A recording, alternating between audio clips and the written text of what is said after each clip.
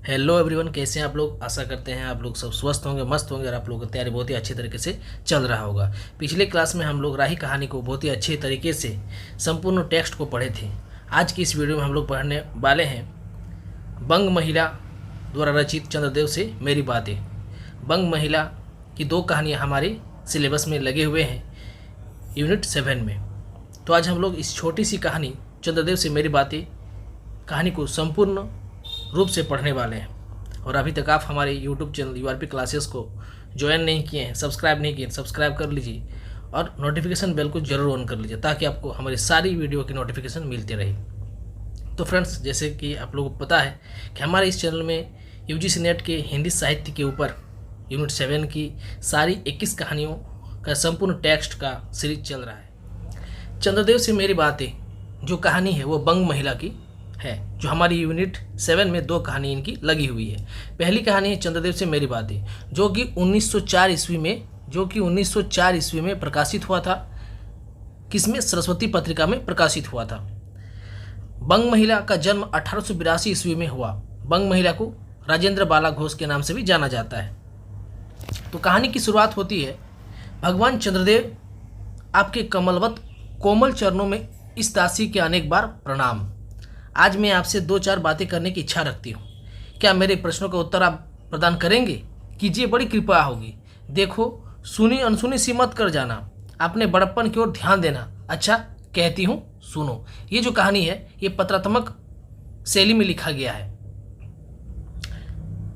आगे कहती है, मैं सुनती हूँ आप इस आकाश मंडल में चिरकाल से वास करते हैं। क्या यह बात सत्य है? यदि सत्य है तो मैं अनुमान करती हूँ कि इस सृष्टि के साथ ही साथ अवश्य आपकी भी सृष्टि हुई होगी। तब तो आप ढेर दिन के पुराने बूढ़े कहे जा सकते हैं। आप इतने पुराने हैं तो सही, पर काम सदा से एक ही है और एक ही स्थान में करते आते हैं। यह क्यों? क्या आपका डिपार्टमेंट महकमे में ट्रांसफ़र बदली होने का नियम नहीं है? क्या आपकी गवर्नमेंट पेंशन भी नहीं देती? बड़ी खेद की बात है। यदि आप हमारे न्यायशिला गवर्नमेंट के किसी विभाग में सर्विस या नौकरी करते होते तो अब तक आपकी बहुत कुछ पदोन्नति हो गई होती और ऐसी पोस्ट पर रहकर भारत के कितने ही सुरम्य नगर, पर्वत, जंगल और झाड़ियों में भ्रमण करते।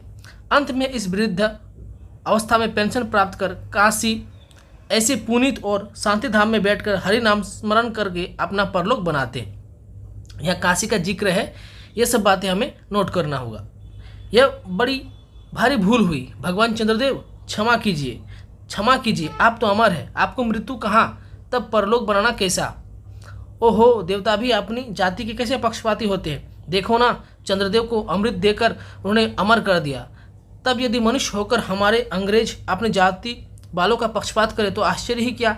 अच्छा, यदि आपको अंग्रेज जाति की सेवा करना स्वीकार हो तो एक एप्लीकेशन मतलब निवेदन पत्र हमारे आधुनिक भारत प्रभु किसे कहा गया है? लॉर्ड कर्जन को के पास भेज देवी। आशा है कि वो आपको आदरपूर्वक अवश्य आह्वान करेंगे, क्योंकि आप अधम भारतवासियों की बात कृष्णांग तो है ही नहीं, जो आपको अच्छी नौकरी देने में उनकी गौरांग जाति कुपित हो उठेगी।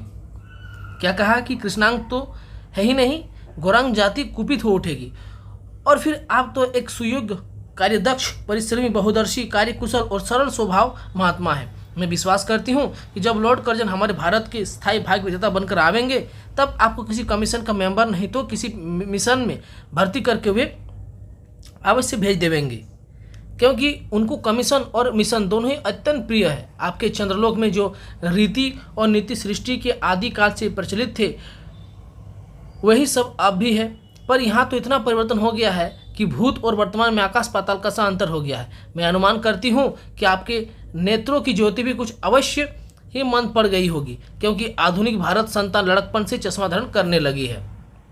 ये लाइन नोट कर लीजिए, पूछा जा सकता है। मैं अनुमान करती हूँ कि आपके नेत्रों की ज्योति भी कुछ अवश्य ही मंद पड़ गई होगी, क्योंकि आधुनिक भारत संतान लड़कपन से चश्मा धारण करने लगी है। इस कारण आप हमारे दीनहीन क्षीण प्रभ भारत को उतनी दूर से भाली भांति ना देख सकते होंगे। अतएव आपसे सादर कहती हूँ कि एक बार कृपा कर भारत को देख तो जाइए। यद्यपि इस बात को जानती हूँ कि आपको इतना अवकाश कहाँ, पर 8वें दिन नहीं तो महीने में एक दिन अर्थात अमावस्या को तो आपको हॉलीडे छुट्टी अवश्य रहती है। ये लाइन देकर पूछा जा सकता है कि किस कहानी से लिया गया है। यदि आप उस दिन चाहे तो भारत भ्रमण कर जा सकते हैं। इस भ्रमण में आपको कितने नूतन दृश्य देखने को मिलेंगे, जिसे साथ साथ देखकर आपकी बुद्धि जरूर चकरा जाएगी। यदि आपसे सारे हिंदुस्तान का भ्रमण शीघ्रता के कारण ना हो सके तो केवल राजधानी कलकत्ता को देख लेना तो अवश्य ही उचित है। यहाँ पे कलकत्ता का जिक्र है, आगे में काशी का, यहाँ पे कलकत्ता का। वहाँ के कल कारखानों को देखकर आपको यह अवश्य कहना पड़ेगा कि यहाँ के कारीगर तो विश्वकर्मा के भी लड़कदादा निकले। विश्वकर्मा भगवान का भी जिक्र है। यही क्यों आपकी प्रिय सहयोगिनी दामिनो, यहाँ पे दामिनी होगा, दामिनी जो मेघों पर आरोहण करके आनंद से अटखेलियाँ क्या करती है, वो बेचारी भी यहाँ मनुष्य के हाथों का खिलौना हो रही है। भगवान निशानाथ जिस समय आप अपने निर्मल चंद्रिका को बटोर मेघमाला अथवा पर्वतों की ओट में सिंधु का भी वर्णन, सिंधु के गोद में जा सकते हैं, उसी समय यही निरदवासिनी विश्वमोहिनी सौदामिनी अपनी उज्जवल मूर्ति से आलोक प्रदान कर रात को दिन बना देती है। आपके देवलोक में जितने देवता हैं उनके वाहन भी उतने हैं, किसी का गज, किसी का हंस, किसी का बैल, किसी का चूहा। यह भी पूछा जा सकता है किसका किसका वर्णन हुआ है, किसी का गज, किसी का हंस, किसी का बैल, किसी का चूहा इत्यादि। पर यहाँ तो सारा बोझ आपकी चपला और अग्निदेव के माथे मढ़ा गया है। क्या ब्राह्मण, क्या क्षेत्रीय, क्या वैश्य, क्या शूद्र, क्या चांडाल, सभी के रथों का वाहन वही हो रहे हैं, हमारे श्वेतांग महाप्रभु। कौन सा प्रभु? हमारे श्वेतांग महाप्रभु गण को जहाँ पर कुछ कठिनाई का सामना आ पड़ा, झट उन्होंने इलेक्ट्रिसिटी बिजली को लापटका। बस कठिन से कठिन कार्य सहज में संपादन कर लेते हैं और हमारे यहाँ के उच्च शिक्षा प्राप्त युवक काट के पुतलों की भांति मुंह ताकते रह जाते हैं। जिसे व्योमवासिनी विद्युत देवी को स्पर्श तक करने का किसी व्यक्ति का साहस नहीं हो सकता, वही आज पराए घर में आश्रिता नारियों की भांति ऐसे दबाव में पड़ी है कि वहाँ छू तक नहीं कर सकती। क्या करे, बेचारे के भाग्य में विधाता ने दासी वृत्ति ही लिखा था। हरि पदोद्भव त्रिलोक्य पावनी सुरसरी के भी खोटे दिन आए हैं, वो भी अब स्थान में बंधनग्रस्त हो रही हैं। उसके वक्षस्थल पर जहाँ तहाँ मोटे बृहदाकार खंभ गाड़ दिए गए हैं। कलकत्ता आदि को देखकर आपके देवराज सुरेंद्र, कौन? देवराज सुरेंद्र भी कहेंगे कि हमारी अमरावती का जिक्र, अमरावती तो इसके आगे निरी फीकी सी जान पड़ती है। वहाँ ईडन गार्डन तो पारिजात परिशोभित नंदन करण को भी मात दे रहा है। अमरावती का जिक्र और ईडन गार्डन, कोलकाता का ईडन गार्डन का भी जिक्र किया गया है। वहाँ के विश्वविद्यालय के विश्वश्रेष्ठ पंडितों को विश्वव्याधिनी विद्या को देखकर बिना पानी सरस्वती देवी भी कहने लग जाएंगी कि निसंदेह इन विद्या दिग्गजों को विद्या चमत्कारिणी है। वहीं फोर्ट विलियम कॉलेज का भी जिक्र है। वहीं फोर्ट विलियम के फौजी सामान को देखकर आपके देव सेनापति कार्तिकेय भगवान का भी जिक्र किया गया है। कार्तिकेय बाबू के भी छक्के छूट जाएंगे, क्योंकि देव सेनापति महाशय देखने में खास बंगाली बाबू से जचते हैं और उनका वाहन भी एक सुंदर मयूर है। बस इससे उनके वीरत्व का भी परिचय खूब मिलता है। वहाँ के मिंट टकसाल को देखकर सिंधु तनया आपकी प्रिय सहोदरा कमला देवी तथा कुबेर और कमला देवी का भी जिक्र अकचका जाएंगे। भगवान चंद्रदेव इन्हीं सब विश्वमयोत्पादक अपूर्व दृश्यों का अवलोकन करने के हेतु आपको सादर निमंत्रित तथा सविनय आहूत करती हूँ। संभव है कि यहाँ आने से आपको अनेक लाभ भी हो। आप जो अनादिकाल से निज उज्ज्वल वपु में कलंक की कालिमा लेपन करके कलंकी शशांक शशाधर ससलाछन आदि उपाधि मलाओं से विभूषित हो रहे हैं। सिंधु तनय होने पर भी जिस कालिमा को आप आज तक नहीं धो सके, वही अजन्म कलंक शायद यहाँ के विज्ञानविद पंडितों की चेष्टा से छूट जाए। जब बम्बई में स्वर्गीय महारानी विक्टोरिया देवी की प्रतिमूर्ति से कलादाग छुड़ाने में प्रोफेसर गज्जर महाशय फलीभूत हुए हैं, तब क्या आपके मुख्य की कालिमा छुड़ाने में वे फलीभूत ना होंगे? बम्बई का जिक्र और महारानी विक्टोरिया का भी जिक्र किया गया है।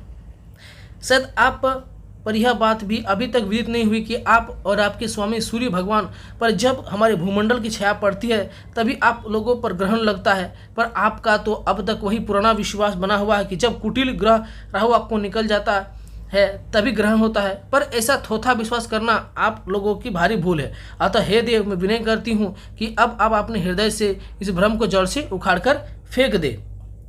अब भारत में ना तो आपके और ना आपके स्वामी भुवन भास्कर सूर्य महाशय ही के वंश धोरों का साम्राज्य है।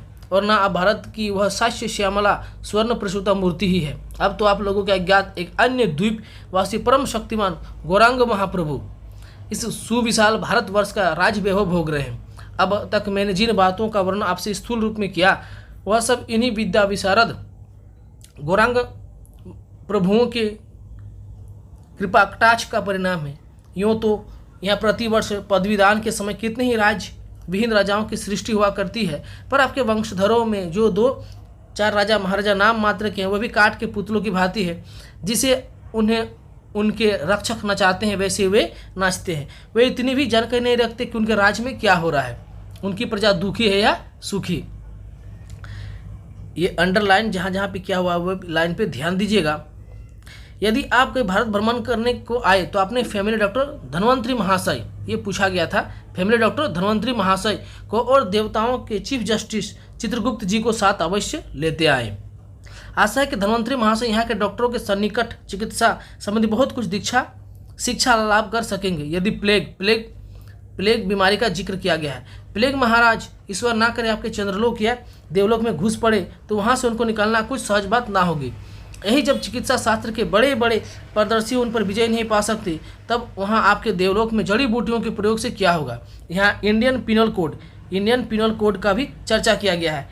इस कहानी में पूछा जा सकता है कि प्लेग बीमारी, इंडियन पिनल कोड की चर्चा किस कहानी में हुआ है, तो चंद्रदेव से मेरी बातें कहानी में। इंडियन पिनल कोड की धाराओं को देखकर चित्रगुप्त जी महाराज अपने यहाँ के दंड विधि कानून को बहुत कुछ सुधार सकते हैं, और यदि बोझ ना हो तो यहाँ वे 2-4 टाइपराइटर भी खरीद ले जाएं। जब प्लेग महाराज के अपार अनुग्रह से उनके ऑफिस में कार्य की अधिकता होवे तब उनसे उनके बिल्डिंग के राइटर्स के काम में बहुत ही सुविधा और सहायता पहुँचेगी। वे लोग 2 दिन का काम 2 घंटे में कर डालेंगे। अच्छा, अब मैं आपसे विदाई होती हूँ। मैंने तो आपसे इतनी बातें कही, पर खेद है आपने उनके अनुकूल या प्रतिकूल एक बात का भी उत्तर ना दिया, परंतु आपके इस मौनावलंब को मैं स्वीकार का सूचक समझती हूँ। अच्छा, तो मेरी प्रार्थना को कबूल करके एक दफ़ा यहाँ आइएगा ज़रूर। एक बंग महिला मतलब राजेंद्र बाला घोष। इसी के साथ हमारी ये कहानी समाप्त होती है। जहाँ जहाँ पे अंडरलाइन किया गया है उस चीज़ों पे ध्यान दीजिएगा, और इसी तरह आपको इसका छोटा सा नोट्स बना लेना है, क्योंकि आप देख रहे हैं कि एग्ज़ाम का स्वरूप बहुत ही चेंज हो चुका है। छोटी से छोटी लाइन को या छोटी से छोटी चीज़ों को बहुत ही गौर से पूछा जा रहा है, और जब तक आप इस तरह संपूर्ण कहानी को लाइन बाय लाइन नहीं पढ़िएगा तो इसका उत्तर आप नहीं दे पाइएगा। तो चलिए आज की इस वीडियो में यहीं तक, फिर मिलते हैं किसी और कहानी को लेकर। तब तक के लिए जय हिंद, वंदे मातरम, स्वस्थ रहिए, मस्त रहिए।